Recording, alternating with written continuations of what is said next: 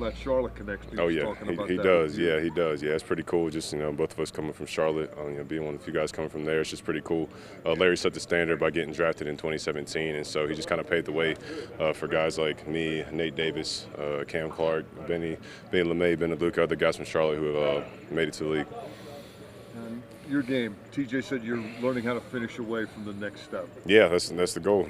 Double-digit sacks has got to be what I get this year, and so whether that's just continuing to improve and continue to finish my rushes, because I look back and watching my film last year, I was so close. There's so many rushes where I could have finished, and just working on the little things, just be able to finish those rushes so that I can improve from 7 sacks to 12 plus, and so that's the goal for me. Is there anything consistent to not finishing? I think it's just continuing to work on my bend, and because there's a few times I noticed where I was ripping and been around the corner, and the quarterback just stepped up or I got pushed by. So just working on little things like that, just continue to work on my get off and just my pass rush moves as well. So I'm just excited for the year ahead, and I feel like it's been a good start so far. You guys got pads coming on Monday. How anxious are you coming to the bank? I'm ready for it. I think we're all ready for it. I think yesterday, some guys were, we were getting after it, so I think everyone's ready to put the pads on. It's gonna be an awesome day on Monday. I can't wait. What are you most looking forward to for next week? Just honestly the competition drills and team run. That's gonna be a fun drill. So I always enjoy that one. Has much changed with Terrell as a defensive coordinator this year compared to what Keith Butler did last year? He's been great so far. TA coming in, just he's been great for us so far. So I'm just thankful to have him as our defensive coordinator. I know a lot of the guys are because he's been here the past few years, so everyone knows him. Bam! You got me. So I think just a lot of guys are just familiar with him and just having him in the building. So it's been awesome to see him running the defense now. So what changes on Monday, especially for you guys? How different is it, and how much more can we read into what's going on out there? Oh, it's football on Monday. It's what you do.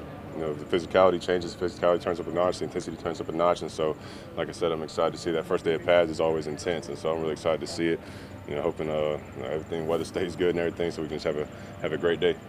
Backs on backers, something you look forward to? Oh yeah, always. Yeah, all the competition drills I look forward to, and so I like how Coach T says it's not football, but it's football-like, and so just really simulating those type of drills that you get in a game consistently.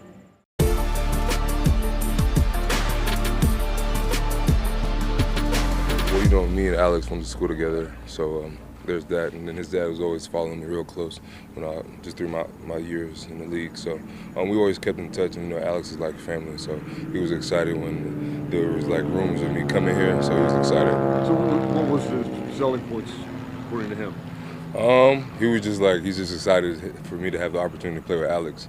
And I was like, yeah, that'd be cool. I mean, it wasn't really like a selling point per se, but it was more or less, I think it's an amazing opportunity to play with somebody that you played before in college with. So, and like I said, we kept a good relationship throughout my time in the league and while he was still in school. You guys played 1 year together? I think it was one, yes. Did you sort of keep one eye on him as he was coming Yeah, up? he used to message me about rushing and all that kind of stuff. But Alex has a natural talent, a guy who's just come in and, worked extremely hard, being a walk-on at Charlotte, and seeing what he's done has been amazing. Is he getting there? Oh, for sure. You see him? Oh, yeah, for sure, yeah.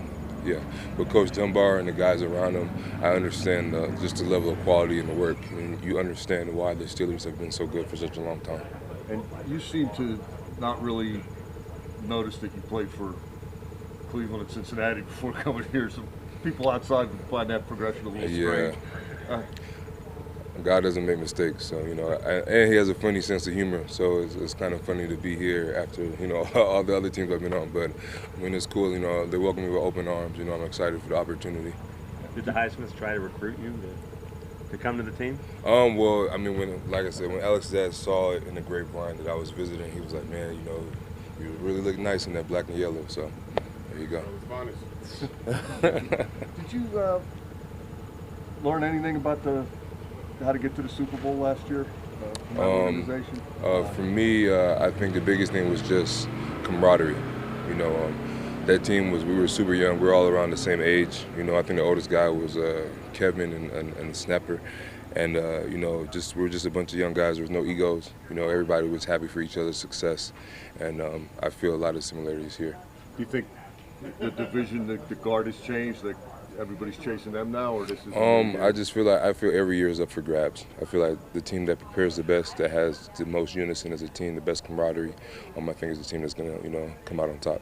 Is it your goal to play for the Ravens before you retire and complete the cycle? Right now, my full focus is playing for the Steelers.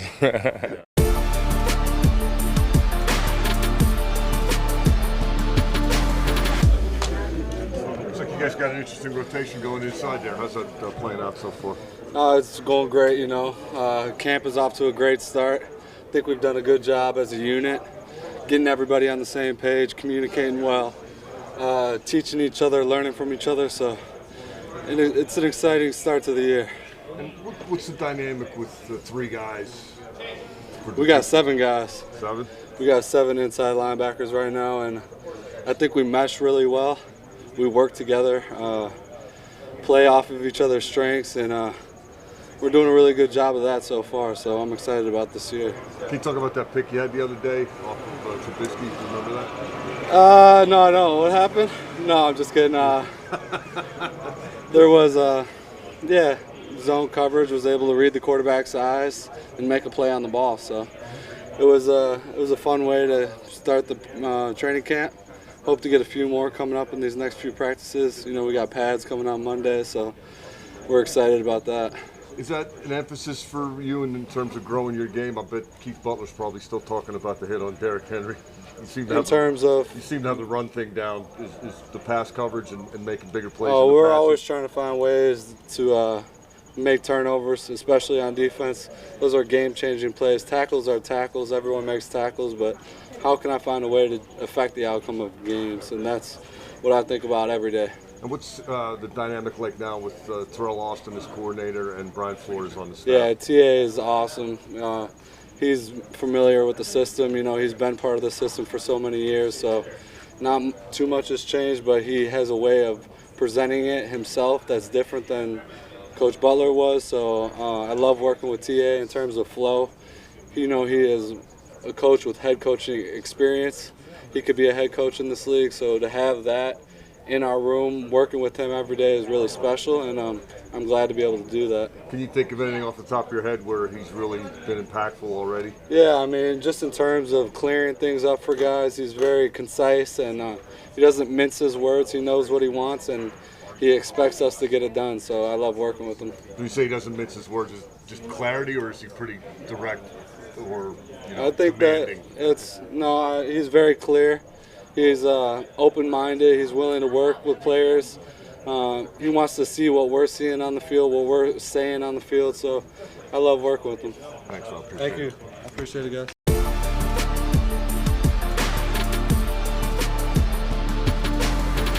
Yeah, obviously Pat being out's not good for the morale of our tight end group, but we're trying to, we see it as an opportunity for other guys to step up and get some run, and so yeah, I'm included in that as well. Everybody's got to step up and pick up the slack. Do you expect to see a number of double tight end sets in this offense this year? I think so. We'll see. It looks good so far when we're out there. It'll be important, to be able to run the ball with 2 tight ends and be able to do play action, things of that nature. So I think that'll be something you'll see. Zach, the catch down the seam yesterday, I think it was over Jack. Not a play that you're necessarily expected to make, at least to this point. Yeah. Is that an example of growth in your game? Yeah. It's one of those things I haven't done it a whole lot at this level. I was a big seam catcher in college and everything, so it's something I knew I was capable of doing, but something I've been kind of honing and working on the last couple of years. And it looked like you had just enough room, and the ball was just where it was supposed to be. Sure, it was a perfectly thrown ball by Mitch, especially watching on film. Man, it came out of his hand at the right time. It was in a perfect spot. How much can you be a pass game influencer, on the receiving end? As much as I can. I think I'm very capable in that field. Like I said, did a lot in college. I think when I've given my opportunity the last couple of years, I've been able to execute. So I think I'll be just fine. And what have you noticed from the rookie receivers? They've made a few plays out here. What stood out to you about them? They're playing confident. Even if they're going to have some mental errors here and there, like we all are. They're fresh, they're brand new, but They have really high confidence level. You know, they're physical. I mean, you know, they all bring a little something different to the table. You know, George is big and strong. You know, I saw him pluck the ball on the sidelines yesterday, and Calvin's flying through on these jet sweeps and making some hard catches. So they've impressed so far for sure. That play you just talked about, the Pickens. I Yeah. mean, the crowd goes nuts. Yeah. It impresses media. Is that something that gets players' attention too when you're able to come down like that and then turn it up? For sure. I mean, that's a play that you know, somebody who's brand new to the team, you know, they're not necessarily, I guess, expected to make. I mean, I guess we're all professional athletes, so we're expected to. But you know, it's refreshing, good to see, you know, somebody who you know is capable of doing that is doing it. And the other day in 7 shots, the bobble pick, was that a wet ball thing? You know what? I caught it, took like a step or two back, and then it was punched out. You know, TE made a good play on the ball, and he just raked right in between my arms. Defense seemed to ramp it up yesterday. Is that noticeable? Were they more physical? And is that fair without pain? You know, the defense always brings a lot of intensity. I mean, they're all, you know, multiple year guys for the most part, and so they know what they're doing. I mean, it's always a little difficult for the offense when you don't have pads on, just because there's things that you need to do. You know, your responsibility involves the defense wearing pads. You know, there's kind of a bit of a governor on it, and so I think it'll be a lot easier to flow through practice with pads on.